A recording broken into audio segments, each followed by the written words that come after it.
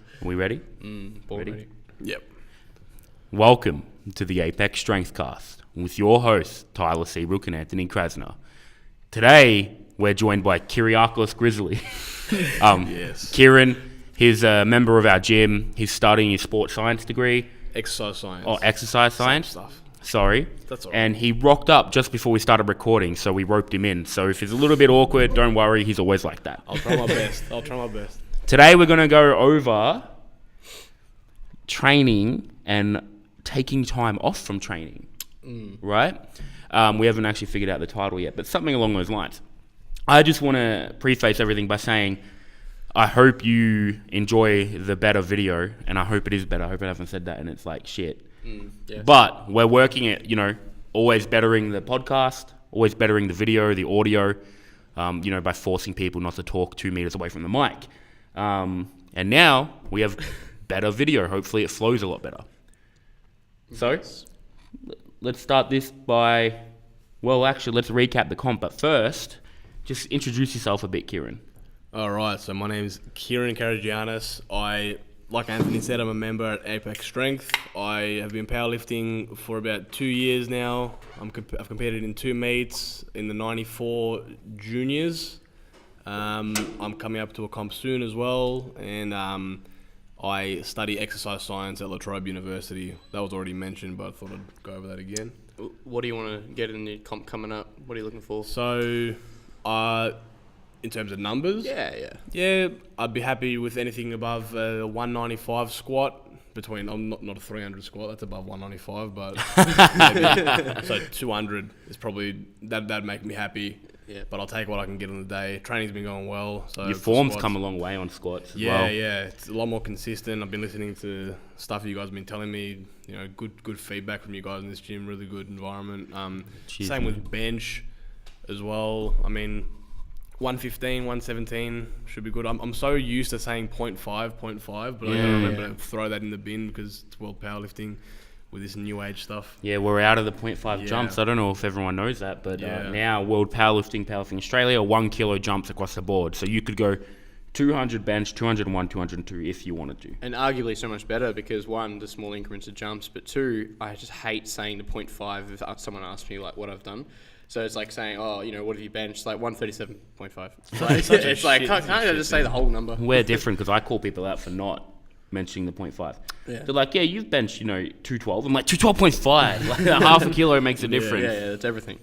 But I think it also changes the game up a bit, right? Because if you went to break a national record before and you set at 0.5, well, if you put your attempt in, they'd have to go up 2.5. Yeah. Right? Whereas now they can just go up by the the 1 1 kilo, yeah. which is, makes it a lot more competitive on that higher level, right? Also, you get smaller guys, females generally, smaller jumps on bench. They might do 56 kilos really easy, but then miss 60, or they might do 55 kilos and miss 57.5. So it means you can really milk out every kilo on the total. Yeah. If you don't go 6 out of 9 and do stupid stuff at comp like I did. You can go 9 for 9, but the extra 3 kilos could win the comp that you've got across your lifts. 100%. Yeah, you look at it like a ratio, like 1 kilo for a girl could be like a 2 or 2.5 kilos for a guy. If you look at the percentage of increase, Yeah, for sure. And I guess we can continue with my numbers. Yeah. Yes. Bench. Bench, like I said, 117 would be good. I'll be happy with 115. That'd be a PB either way. 1 kilo jumps are handy as well. So if I'm caught in an RP 9.5 on a third attempt or second attempt, then I can go up 1 kilo on the... Was that 117 you want? Yeah, around that range. We'll see how we go on the day. Our warm-up's feeling and stuff. And deadlift, I'll gun for 250. I've pulled 235 in comp and, just pulled near that recently at a much lower RPE. So things are looking good. Hopefully taper takes me away and I can just, rip it off the floor pretty nicely. It's 560-ish total. Hopefully, see how we go. It's a good total. What wilks will that give you? That's all that matters, Yeah, it's the only thing that matters in life. What else are you without a good wilks, What's your junior wilks, though? It can't just be overall wilks. What's your junior wilks? Junior wilks, is it the same? No, I think it's different. Nobody uses it, though. There's a junior wilks, coefficient for junior lifters? Let's just go with the open one, because that's the only thing people look at. I was only joking anyway. Like, I don't actually care about your wilks. Yeah, I know. I'm probably like That sounded mean, but I don't care about my wilks. 350, I think 360 nearly. Yeah, they're getting up there. Like, Yeah. it's getting up there. It's getting up there slowly. Cracking it at 400. Yeah, that'd be Next great. couple years. Yeah, maybe next year after. I'm not going to rush it. Take it how it comes. Yeah. How many years left do you have in juniors? I'm 19. 19, turning 20 this year, so I've So got a young. fair bit. Yeah, It's all that 3, facial 4 hair, years. man. 4 years, yeah. It's a bit deceiving. I get told I'm like a 28-year-old Arabic-looking man, like most of the time. when Dude, I'm I'm only 21. Dude, why didn't you invite me to your 21st? I didn't celebrate it. I might have to hop We off this celebrated my podcast. 40th. Like His actual age, yeah. my heart's age. Yes. From being so heavy. So let's get into the topic of the day. Let's first of all tell them how we did at comp. They haven't heard yet. That's I right. guess because we recorded before with Sam. With Sam. I hope you enjoyed that Sam Hall. They got some good feedback. The Sam Hall Yeah, that was Strengthcast. good. Both of those. Sam did really well. Comp, let's just go over briefly. Sam, PBs across the board on every lift. Something like a 17 kilo or 15 kilo total PB. 400 give or wilks. take. Yep. Oh, did he get over 400? Yep. Yeah, nice. That's really good. Shay cut a lot of weight. That impacted his performance, but, you know, he still put a good total together.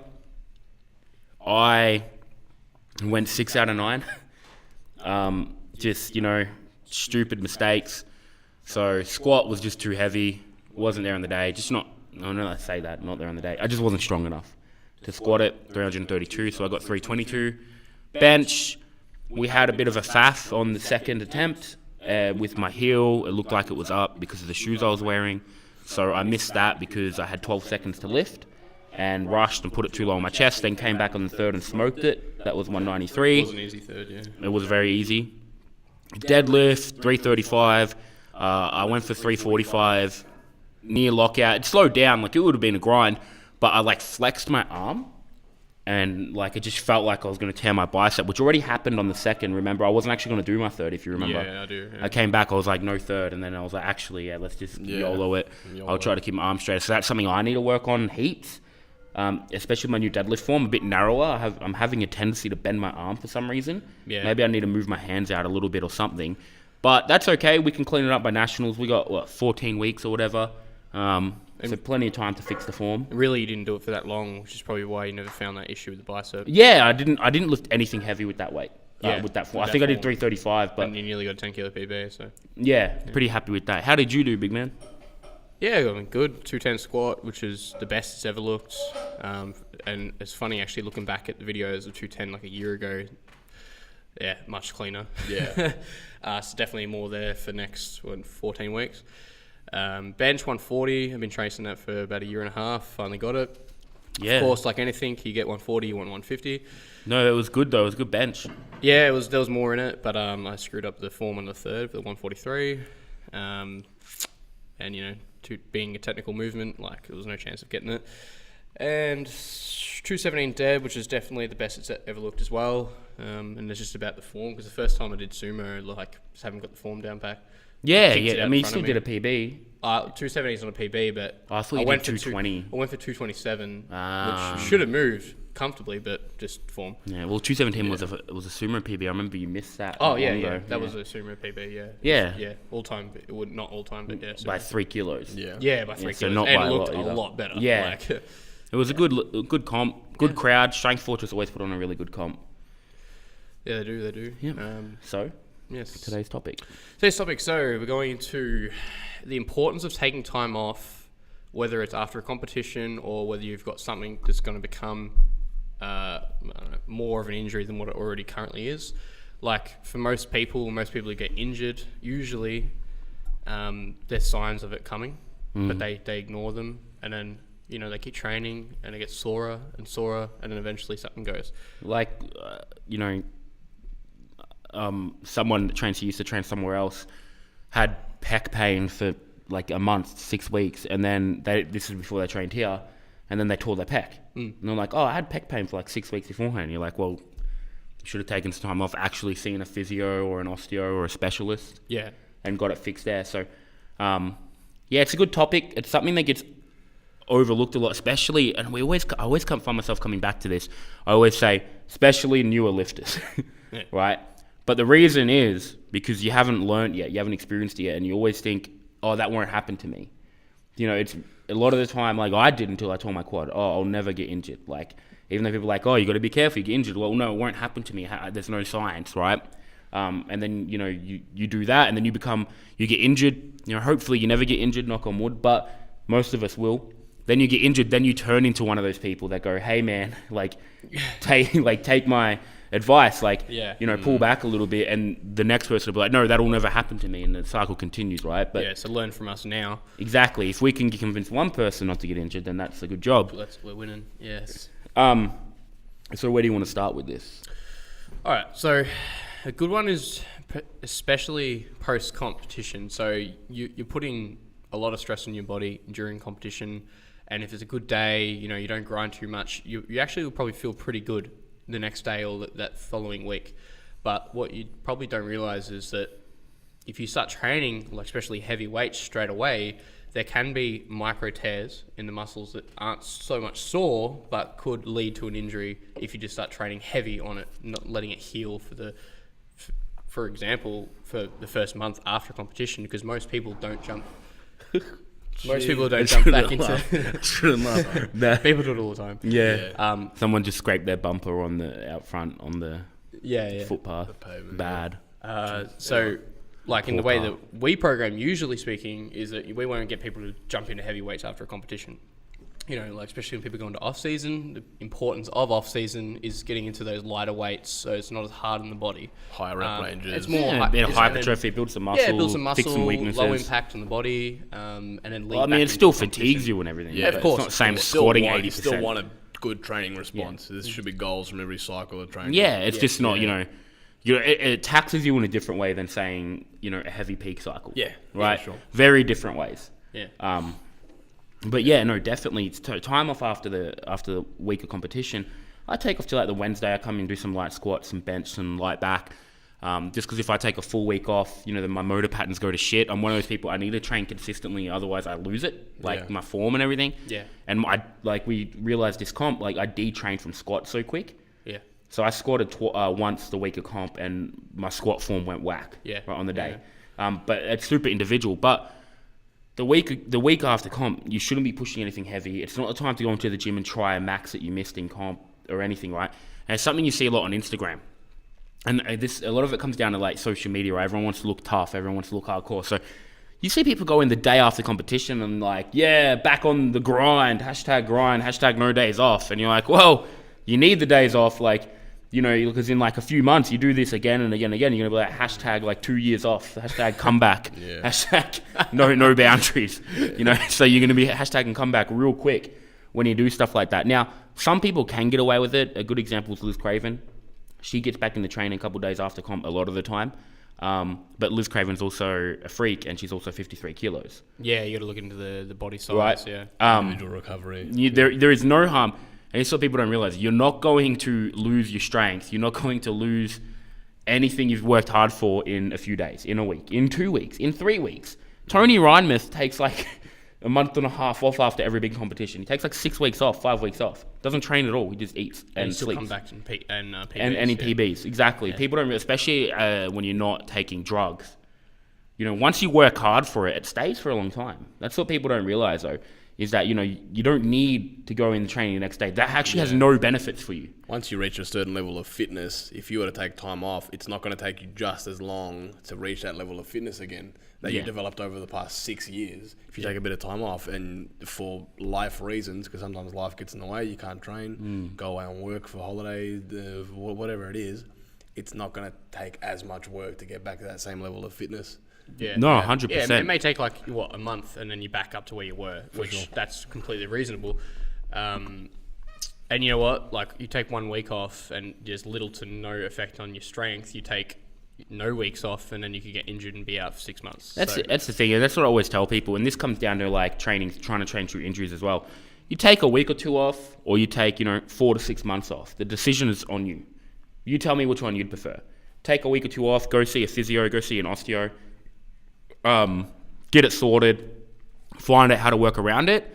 and, you know, then train through in a smart way, or you push through with the pec pain, you push through with the quad pain, tear something, and then you're out for months. Yeah. Like, you know, which one's a smarter decision to you guys?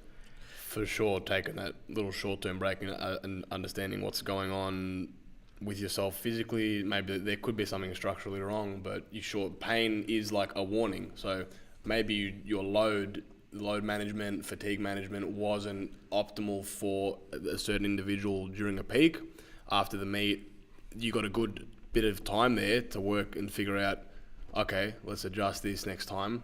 Let's especially after peaking, your work capacity dips a lot. Oh yeah, you've got to hit those sets of 8, sets of 12s, whatever works for people. Like some athletes some powerlifters, Sean Noriega, Chance Mitchell in America, straight after comp, they're like, well, I'm bored, let's start training again. They don't go whip out the deadlift bar and try to look cool for Instagram. They're back in the gym doing sets of 8, like 65, 70%. I don't think I have anything under 8s for the next few weeks. Like, maybe just some like heavy-ish pause bench, but like heavy-ish being like, 65%, 70%. But yeah, 100%. And that's another factor people don't realize is you do detrain a lot. Your work capacity does dip a lot, right? Yep. After a big peak. So you come and you start trying to do heavy triples and 5s again, after you've just beat your body up for what, a 4-week peak cycle, 6-week peak cycle. Come on, man. It was like post this comp when I couldn't even squat 140 after squatting 210. Yeah. I came back it was like 4 days after, and I was just like, I can't do this. Yeah. I remember. And it wasn't that I felt sore or anything. The strength wasn't there. It was really weird. Yeah. Well, people don't realize how big of a toll. So if you do an 850 total on comp day, you haven't just done an 850 total. Yeah. Think about all 3 attempts, put them together. Think about misses. Man, that squat that I tried to grind out wrecked me. I was wrecked for like a full week afterwards. You've tipped over that RPE scale. You've gone to RPE 100. Yeah. Basically. I thought it was going to be like RPE 8. I thought it was going to be... For every second you grind, so much more damage gets done. Yeah. Oh, man, my erectors were so wrecked the next day. I was like trying to find a comfy position. I couldn't. That's why managing fatigue, managing your loads, what you prescribe is so important. And YOLOing isn't the be-all, end-all, because longevity is the name of the game in powerlifting. Exactly. 100%. It's not about, a lot of it is genetics and that, and like how hard you train and how smart you train. Like there's so many factors, right? But I'll tell you what, if you can do a shit program that doesn't have a lot of volume, doesn't have a lot of intensity or anything, but if you do it for long enough, you'll get to a fairly good level of strength. Yeah. Do you know what I mean? Like you see some high level people that they don't do ideal programming or anything, but they do it for 10 years and they're still squatting and benching, deadlifting really heavy. Time is the name of the game in powerlifting. People don't like to hear that, right? Because it can be humbling because at the start you get so strong so fast. But time's your best friend in this. If you don't PB for a year, so what? You'll PB next year. Like, what I mean? Yeah. So that's after comp. Take a week off, take 3-4 days off, then go in, do some light full body work. Just really take the week to have some fun. I know we like to do some AMRAPs with some light bench weights and stuff. Yeah. Just fun shit, right? Yeah. That's like on the Wednesday or Thursday after comp. But I don't deadlift the week after comp at all. But let's get into just before we move on, I think it's just important that people differentiate what pain is okay and what's not okay. And something like a mistake I definitely made in the past was taking Nurofen and things to, block pain. But I'm like, pain is actually, the thing warning you about something that's about to happen. Sure. So it's something that last cycle, for example, even when I was in pain, I just stopped. I stopped moving that way, or when my quad was in pain, for example. Wait, you're telling me don't smash 4 Nurofen before every workout? Unfortunately, no. But then there's a difference of pain where it's like tendonitis, or, you're just really fatigued from previous days of training. That kind of pain, isn't something to someone to worry about, and you can still train with that kind of pain. So there's a difference of That's something I see a lot, actually. People taking heaps of time off for tendonitis. Nah. And you're like, bro, one, you don't need to, right? It's something you can train through. Just, sorry to add on. Well, and two, and something you can fix very easily. Yeah. Right? People get heaps of needling done, they get heaps of massage done, and they take...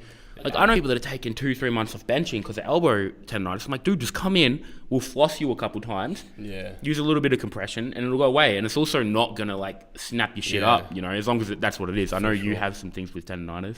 I've had some people like name it or Oh misdiagnose yeah, it? I was going to get into that. Thought you were trying to. Tendinopathy. Yeah. Anyway, look, with so yeah, with tendinitis, whatever you want to call it. Again, most people are just trying to mention the same thing. In the research, a lot of tendinopathy issues can be dissipated when you continue training. It is like a sensitivity, a desensitization that you can that can occur through maybe doing even something as simple as warming up on the bar for a few more sets. Some people have seen big improvements of that, and then the rest of their sessions kind of, there's nothing going on with something I see a lot of recommendations for. Something Ross from the UK that got me into powerlifting.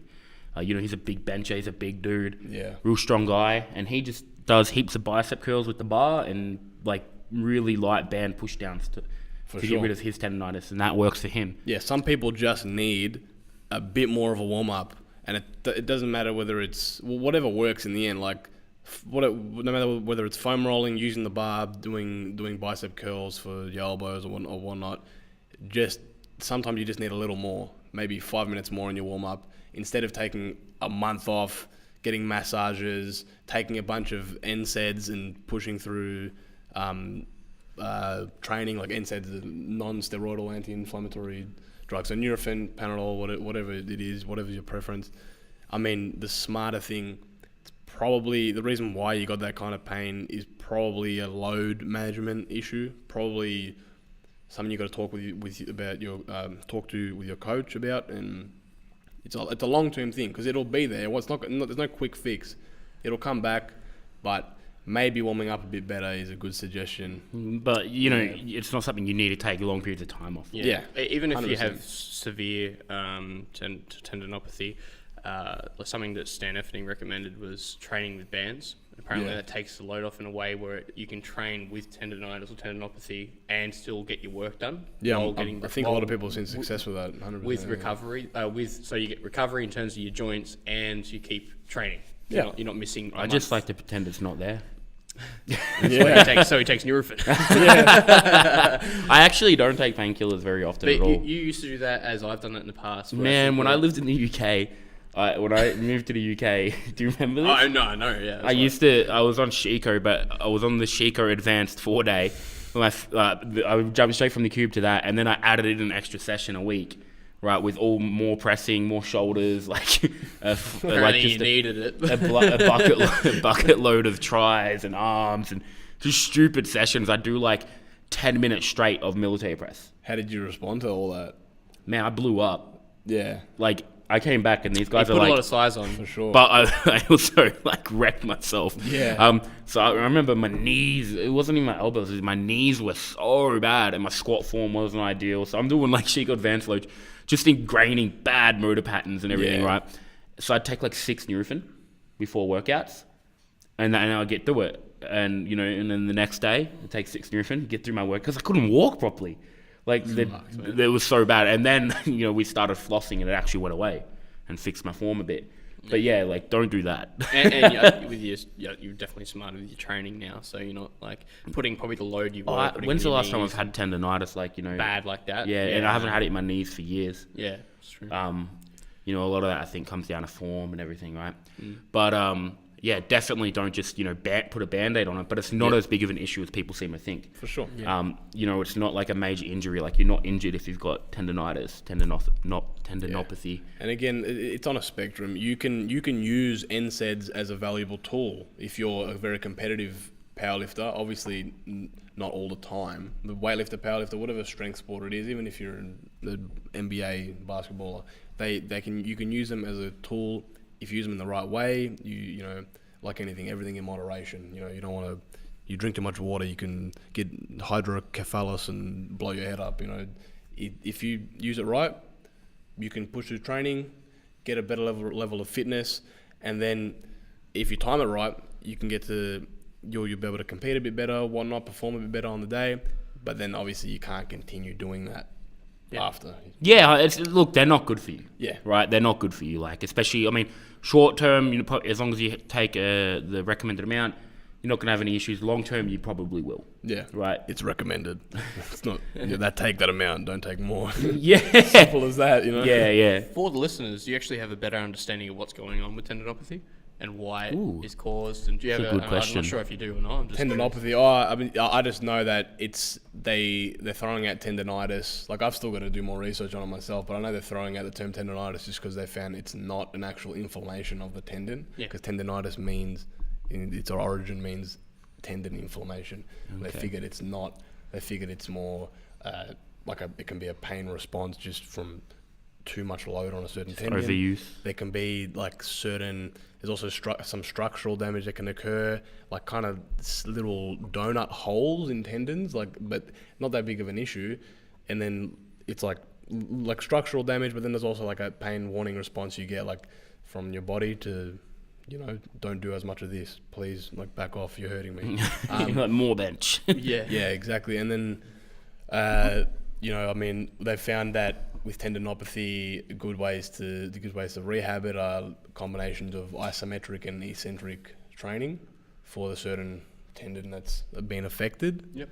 That's as far as my knowledge on that goes. I just know that tendinitis isn't the correct term for So does it kill you every time we say tendinitis? No, it doesn't, because I know you're trying to say the same thing. I would never go. Is this like a newer thing where like they're just redefining guess. the I name think of it's it? like, it's a part of the recent research. It's not old, but it's not new. It's like maybe past 5-6 years. So there's just some misinformation out there. It's not a massive deal, like just mislabeling things. mislabeling. Yeah. That's all it is, Yeah, and like just some of the issues was with like what actually goes on as well. So the science behind it.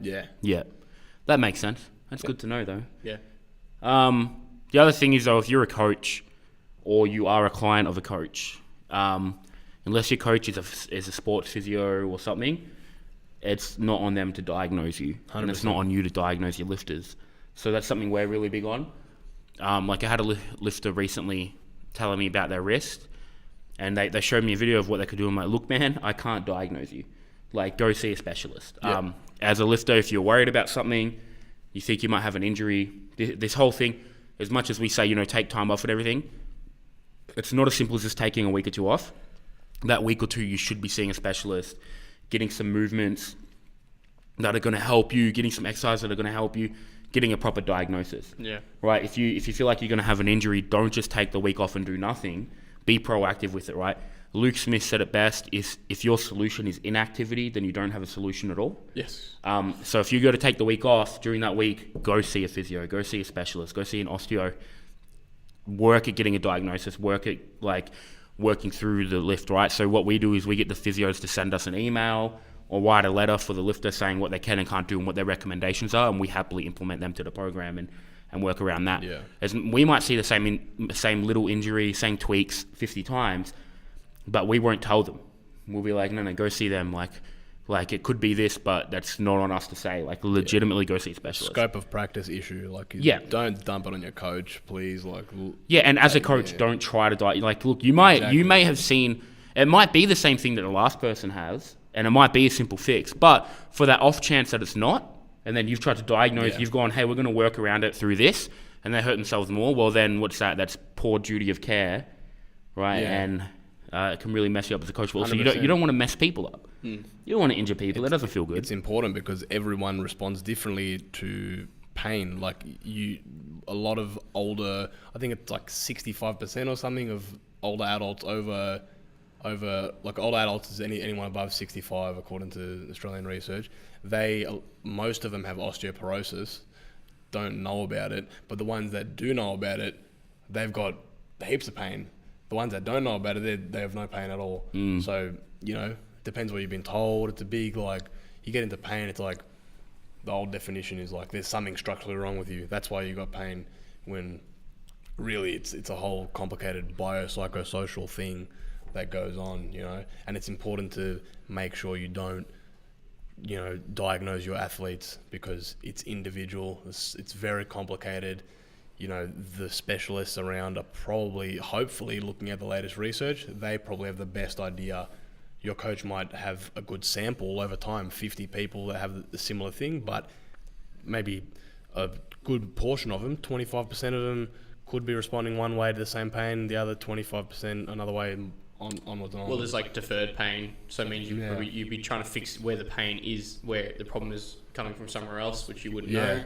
There's, just they're moving the wrong way, which is why up the body, it's like, it's a chain reaction. So like something in your ankle can affect your hips. So that's why it's like you can't diagnose. And just like it's not in your job description. Yeah, well, right. We haven't studied it, so as coaches we haven't studied. Yeah, exactly right. So this is something I said to Sam Hall. Like, I'm good at getting people strong. I'm good at powerlifting coaching. I know I'm good. I'm good at writing programs. That's about the extent of it. I'm not going to start taking people for boot camps. Yeah. I'm not going to recommend someone mobility for or I'm not going to recommend someone movements for, bursitis, like in the shoulder, like I had. I go to a specialist. I go see someone for that, as everyone should be. Yeah. Right. Because if you want to do well in the sport and go a long time, which is what you need to be good and do well in the sport, you should. It's not just as simple as having a coach. You should have a whole network. 100%. And they have different involvement. You might see a physio once a month, once every 2 months, right? Depending what you need. But you should have a whole network. It will never come down to just one person, right? Which is why, as a coach as well, for coaches listening, don't be scared to refer your lifters on to people. Yeah. Right? Referrals are your best friend in this industry. Mm-hmm. Now, we've covered a lot of injury, taking time off. I want to go through training through injury, right? Because a lot of the time, one injury indirectly leads to another. So if you injure your foot on a sumo deadlift, like Johnny Candido did years ago, and you try to train through it, so you find, I can squat in a different way without pain. So you start squatting with different forms so you can still train that lift with, say, a broken toe. But the way you're squatting isn't ideal, then you hurt you, then you injure your hip, or you injure your back. And then you're like, I can still bench in a different way now, but it's not ideal. And you real flat back benching, elbows are coming out real squared off. Then you injure your shoulder. Yeah. And then, you've just got 3 or 4 injuries for the price of one. Yeah. Definitely, again, it comes down to seeing a specialist. But if you have an injury, it's not just as simple as finding movements that don't hurt. It's about finding ideal movements that don't hurt, right? Yeah. So if you injure your foot and you can't, you probably shouldn't be squatting. Even if it doesn't hurt, your feet are a massive part of the squat. Probably do leg extensions, hamstring curls, stuff like that to keep up the size in your legs. But, it's not as simple as just finding a squat pattern that doesn't hurt. Yeah. And that's something you see a lot with bench. Benching without an arch hurts my pec, so I'm just going to bench with a really big arch. Well, how about you just fix the source of the problem? Yeah. Well, the problem being is the human body's excellent at compensating, but the 100%. Problem with compensation is, you build one bad motor patterns if you do it over time, and then other problems because things overload because something's not working properly, and then that's when more injuries come because of the overload on certain areas in the body. 100%. People have a bad tendency to get this. They get injured. They find a new movement pattern that's like, oh, grouse, I can do this with no pain, but they haven't given themselves time to acclimate to it. They haven't given themselves exposure to certain loads the way they did in their other previous pattern that didn't give them injuries, and then it rapidly increases the rate of pain they have over time because they've been too hasty. They don't want to take time. It's a long game that's important here in this sport, and you can tie this together with a lot of the other examples we talked about before. Just with Johnny Candido or other people who've injured themselves, he might have found a good way to squat. And I'm kind of repeating myself a bit, but he might not have spent enough time using the right loads. Then that led to and a lot of times it's just not an ideal movement. So coming really far forward in the squat might not hurt, say, for example, your foot as much. But think about all the pressure you're putting on your lumbar, right? Coming heaps far forward if that's not what you used to, if you don't have the proportion for it. Things like that. Like when I had bursitis in my shoulder, I found benching with the bar extra low didn't hurt. So I started doing that. I ingrained a really bad motor pattern on my bench, and now if I don't think about it, I put the bench too low, I missed a rep. Yeah. Right? So you got to be real mindful of things like that. A lot of the time, it's not as simple as training through an injury. Right? You should find ways. So if you tear your right quad, something Cameron McKenzie recommended to me after I did it was to train my left leg. And what I did is I kept training my left leg. And if you stay active during an injury, you'll keep a lot more of your size and your strength overall. For sure. So if you injure your leg, you can still train upper body. Don't go, oh, it's not worth it because I can't do half the workouts. Go in and train your upper body. Because you're actually going to keep a lot more of the size and strength in your legs still than if you're just inactive. But it doesn't mean go in and just try to find a way that doesn't hurt that injured part of the body. Sure. That's something you see a lot. Yeah. Well, deadlifting this way doesn't hurt my back. Conventional was hurting my back, sumo doesn't, so I'm just going to sumo. How about you go see someone and find out why your back's hurting on conventional deads? For sure. A lot of specialists might tell you, I mean, if you're going through a unilateral injury, say your right arm's broken or you tore your quad like you've done, in research, in motor control, like I'm learning about this in uni. If this makes you feel any better, if you do train that leg that's still working, for example, there's something called bilateral transfer. So you can still maintain some neurological power and drive and strength, and even a bit of hypertrophy or muscle cross-sectional area in the leg that's got the pathology, got the injury. And I mean, don't be disheartened if you go through that, because like you did the right thing. Like you still trained.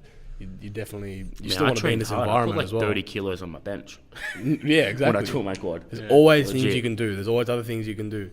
Don't be disheartened if you've had an injury like that. It's just about finding the right things to do, though. Exactly. And not just things that don't hurt. Again, which you see a lot, seeing a specialist, seeing someone that can help you with that. Yeah, it's important to not keep people in like movement lockdown prison either. You don't want people to, if they're injured, and then like you tell them, don't do it this way because don't deadlift this way because it's going to put more pressure on your back or something. Like if you tell them that, they're just going to be there's more chance they'll experience pain over time doing deadlifts that way, the only way they can while they're injured, because someone's ingrained in them that, you're going to get pain doing that.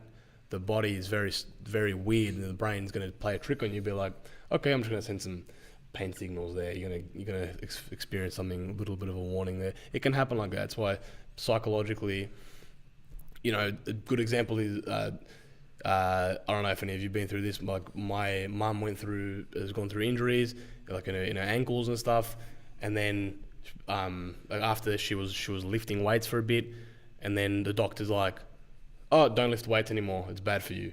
And then that increased her pain a lot. Like she tried to lift more, but because of what she was being told, and she didn't even do anything with her ankles, she'd go and do some pushing movements, bang, her ankles they started flaring up, or not flaring up, like the pain signal was like through the roof just because of what you've been told. So that's another important thing I thought I'd touch on there. Yeah, it's really good info actually. Yeah. Well, that can go into the mental side of taking time off. Yeah. So, big thing is you're taking a week off is good for your physical body for just recovery after a competition, or taking like a month off heavy weights in general. But then there's the side of taking a week off just for mental sake, and like being able to come back fresh. It's actually sometimes you need it. Sometimes you burn out if you have a bad comp or nobody wants to admit that training's boring, but man, powerlifting training is boring sometimes. Yeah, I'd say a lot of the time, 80 or 90% of the work you do is going to be boring work you don't really want to do. It's repetitive. Yeah, exactly. You're doing the same shit. On a comp cycle, you're doing just squats, bench, deadlift a lot of the time with some accessories, but that's the meat and potatoes. That's what matters. Yeah, you take a week off, you kind of ignite that fire again, right? How often do you not want to train, right? I'd say for a lot of people and a lot of people don't want to admit it, it's a lot of the time. You're like, I've got to train today. Taking a week, even 2 weeks off sometimes, can kind of reset that. And you're like, man, I really want to train. I miss it. And that's so important, right? To keep that fire, to keep that motivation. Yeah. Like 100%. And you're not going to lose anything off a week or two off. You'll come back, your motor patterns might not be as ideal. It might feel shit, but your strength actually probably hasn't gone down, realistically. Yeah.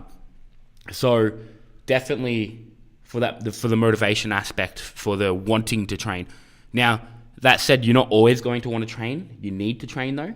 But that gives it back a little bit. Like when we used to go away to the Murray River for a week at a time, you're like, man, I'm so keen to get back into training. How often, like I tell you, most of the time I don't wake up going, I'm so keen for training today. Yeah, until you take a week off. Yeah, exactly. Yeah. Like most of the time I get up, I'm like, I got to train today. There's a big 3-hour session. Like, yeah. Right. But after time off for a good month or two, I'm like super motivated. sometimes you need to detrain a little bit too. Yeah. Right? That's why deloads are important as well. Yeah. Like, obviously, it's an essential part of programming. I mean, JP has put up a good thing in his story once. Like, imagine how strong you'd get. It was a pretty general thing. It was like, imagine how strong you could get training 4 days a week, 50 weeks a year, not 52. That's important. Like, he took away 2 weeks from that on purpose. Yeah. Over 6 years, like, imagine how strong you'd get rather than worrying about having a certain number at a certain time. Within those numbers, you got 2 weeks gone. That can be a week after a comp, mental break, another one, mental break after a comp, or go on holiday, or whatever it is. The rest, and say there's 50 weeks there training 4 days a week straight, but there's deloads, there's things to keep you mentally stable, there's changes in exercises, there's a lot of ways to go about taking mental breaks off training. I feel like deloads are an important tool. Yeah, 100%. And you know what? Sometimes it's okay to admit that you don't want to train or that life does get in the way. Yeah. If you're having a real stressful time, you're only getting a few hours sleep. We've said this before on the podcast. Don't be afraid to take a week off to deal with that stuff. Yeah. Right? Because you never want training to become a burden. Yeah. At times it might feel like it, but as soon as you start resenting training, you've lost. Yeah. You're not... Oh, let's just on that. Like, I've had this argument recently with numerous clients of ours about how many days to train. People are like, oh, if I train more days, I get stronger. But I'm like, yeah, but at what extent? I'm like, you can get pretty strong off just 3 days, and then 4 days, is a little bit more on top of that, right? But then, how much more can you really train powerlifting, especially when you're moving heavier weights, than 4 days? And as soon as you start doing more, it's not just physically it's hard, it's also mentally hard. So unless if you don't have really good recovery, 5 days is probably unrealistic when it's heavier. Man, I've said recently that I wish I never started 5 days a week. Because now I'm trapped. I've got to do so much volume, so much tonnage to continue progressing. I'd like 3 days off a week. I'd like to not have to go in on my day off and train. Yeah. I'd like to be able to stay at home, do some programming, watch some Game of Thrones. But I can't do it. I'm like, I got to go smash out a session. Yeah. Because I remember I tried it, and it wasn't so much physically I could do it. It was mentally, I was like, it's that extra day you got to go in training. And you don't think it's a lot until you have to train that extra day in a week. Because you've only got 7 days, and if you train in 4 and you add an extra one, it feels like a lot. Like, imagine a 5 work day. You go down to 4, it feels like you got the longest weekend. It's like completely different. Yeah. That's the same thing with training. That's how you feel the difference of one extra day. No, 100%. Yeah. That's why it's important, if you are training 5 days a week, make sure your sessions aren't those 2.5, 3 hour sessions. Like, say, unless you're at your level, Anthony, you're an insanely strong guy. You need, when those peaking cycles, you need that extra volume. Like, in the end, the gist of it is more volume you have, more volume you can take, the stronger you can get. Generally speaking, it's different for everyone, obviously, and at different levels of training. But, I mean, for me, I'm training 5 days a week right now, and I have some sessions that'll take me 3 hours, and then there'll be some sessions that take me an hour and a half. Yeah. If they all took 3 hours for me, I'd fucking want to. Man, that's a part-time job. Yeah. Like, I get it, man. I'm on like 20 hours of training a week, and it's like a part-time job, bro. Yeah. Well, people don't understand is that we're going to give them so much tonnage and so much work, and even if there is over 5 days, it's the same as you could have done it in 4 days. Yeah, it's better. But that extra day off helps day each off. mentally. What's the point of doing 5 if you can do get the same response from 4? And you have the time in the 4. So some people imagine like you only have an hour and a half you have to do sessions. Exactly. Then would split over 5 days, but it'd be 100%. exactly the same tonnage as someone who was doing 4 days but doing two and a half Exactly, hours. and the other thing is like, and that goes the same for 3 days. If you have a really busy job and you want to train 4 because everyone else does, well, no, you're going to end up resenting training. You need that time off mentally. The mental aspect's huge. Yeah. I've had this argument so many times with clients. Yeah, oh, That's legit all the the time. clients. They're like, oh no, I want to, I want this. More now. is more. More is more. I'm like, when you get strong off 3, calm down. Like, Exactly. When you hire a coach, it's not, hey, can you please peak me? Like, you need to be in the long game. I've said the longevity long game maybe 5-6 times in this podcast because it's true. It's true. Like, I'm not saying it for no reason, just because I want to be annoying. But if you are going to hire a coach, understand that coach needs to develop and collect a bunch of data on you to understand what your optimal frequency of training is for you, what you respond to the best, and what will eventually get you the most gains. If that's 3 days a week, according to your life schedule, then please understand that long term, it might be boring that you're only training 3 days a week, but you're going to get more gains that way. Yeah. 3, 4, 5, whatever it is. Yeah, 100%. It's like we don't like to, someone comes to you and like, look, I want to do one training cycle, 8 weeks into this competition, and we don't like to do it. Yeah. Because you know why?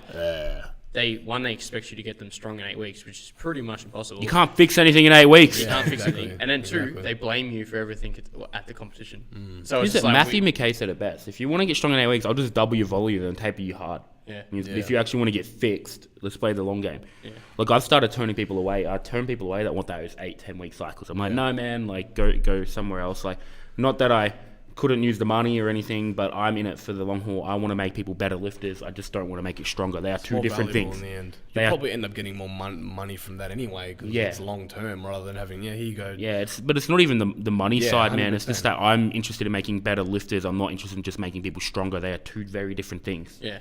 Right? You can make someone stronger, but their career might last 6 months. You don't build resilience from that. Resilience is important. Yeah. Being adaptable is important. 100%, not man. physiologically, like mentally. 100%. Please peak me. I need a peak. Yeah, 4-week training block, please.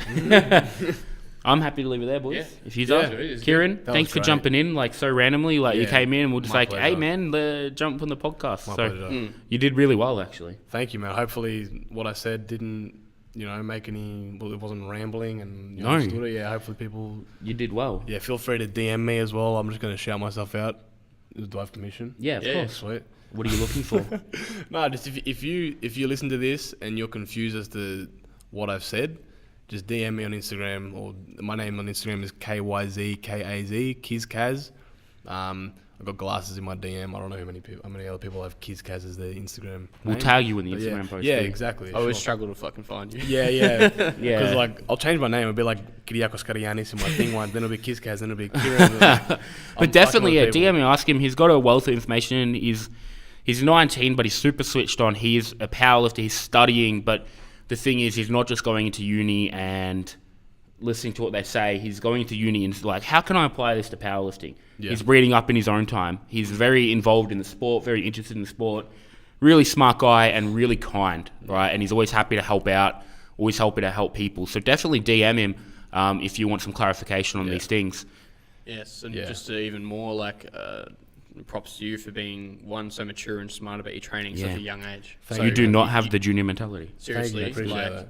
so many, like we were like, you were your training's much smarter than what Anthony and I were, at your age. Yeah. Like, Training age and training maturity are two different things. Yeah, So 100%. you have a lot of training I'm maturity. learning about that now in one of my subjects at uni. That's spot on, 100%. Yeah. Training age, training maturity, it's a big thing. And please, like if you have a wealthy amount of knowledge as well, I'm always open to hearing what other people have to say, critiques. Like everyone should be open to criticism, and I'm one of those people. So please feel free to DM me if you have any questions. Continued learning, huh? Yeah, for 100%. That's how you become a better, well-rounded lifter and coach. Yeah. What do you want to do? Oh, at this point, Physio? yeah, it's either going to be physio or exercise physiology. Probably in the next couple of years, I'll probably just work as an allied health assistant with my qualification that I'm getting through my uni placement, just to get some experience in the industry. And yeah, I mean, I just want to thank you guys as well for facilitating such a really great environment for me. Like, you're an up-and-coming gym, Definitely. and like it's been grouse. I've been here for 4 months, 3-4 months, and it's been grouse. I've loved the environment. Cheers, man. And you're still up and coming as well. This gym's got a lot of good things going for it, and it'll continue to get better. Appreciate Apex it, brother. strength, Thank you. strength training for it. Yeah. Plug that at the end. Yeah. Last thing, just before we go, legitimately last thing. Leave comments, guys. We had a comment last week on one of our older videos about tips for for first competitions, and it makes us feel good. We're glad people are actually watching and learning and getting something from it. But also, leave tips for things you'd like to see, you'd like to hear. If you'd like us to switch up the format a bit. Any constructive criticism, don't be afraid to leave it. We're not going to get offended. We're not going to block you. We're not going to ban you. We want to know these things because we want to improve on the podcast. Yeah, and we've had a decade of training experience. And we've been coaching for years now, and we're politically invested. So, yeah, lots to talk about. Sweet. Thank you. Thank you. What are you going to the left of I'm going to deadlift today. DK needs to deadlift also. We must move the desk. Right now, DK, hello, you need to